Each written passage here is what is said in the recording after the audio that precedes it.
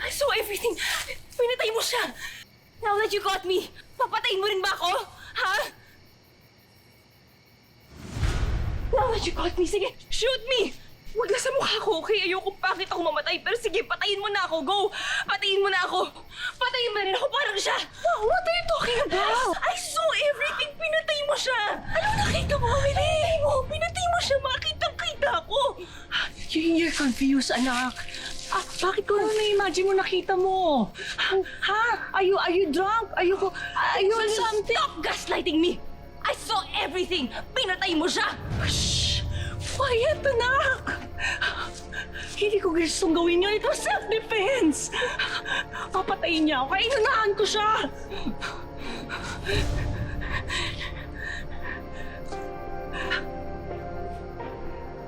Bakit may galit sa'yo yung jigger na yun? Ha? Bakit? Jigger, killed by Ron. Na-witness yun ng dad mo. Hindi lang siya nakapagsumbong dahil nawala yung ebidensya. Yung pala gusto niyang iset up ng daddy mo as the killer. Teka, wait. Okay. Kung totoo man yan, bakit kailangan magtago ni Daddy? Ha?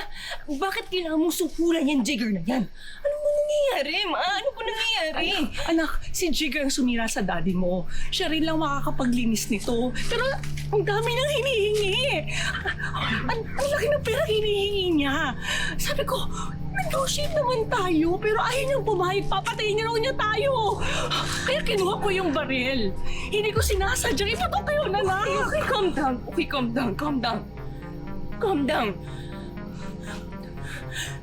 So if you're saying the self-defense to, di pwede tayo magsumbong sa pulis.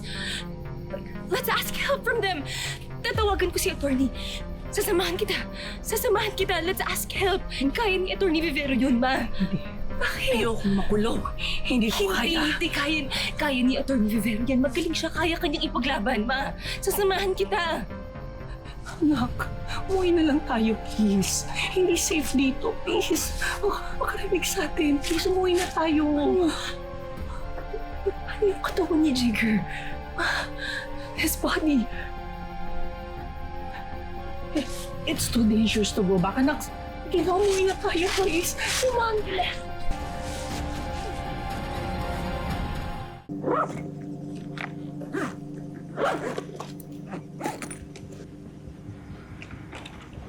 Yaya, asa si Mami? Asa siya? Ma! Ma, what is this? Where are you going? May pupuntahan lang ako. Ano, saan? Saan ka pupunta? Ano, tatakas ka? Inspector, Sige, ano ano nang balita kay Hector Baltazar? Nahanap din ako nasan siya. Nako, hindi pa eh. Dami namin ginagawa. May dinalaw pa nga kami sa ospital eh. Kilala mo yun? Sino? Si Jigger Mendoza. Diba bisor ko nito sa gym? Nakita siyang nakabulagta. Ayun, duguan. Muntik pa nga siyang maubusan ng dugo, sabi ng mga doktor sa ospital eh. Kaya hanggang ngayon, hindi pa rin nagkakamalay. Anong hospital po yan? Sa Santa Eloisa Mission Hospital.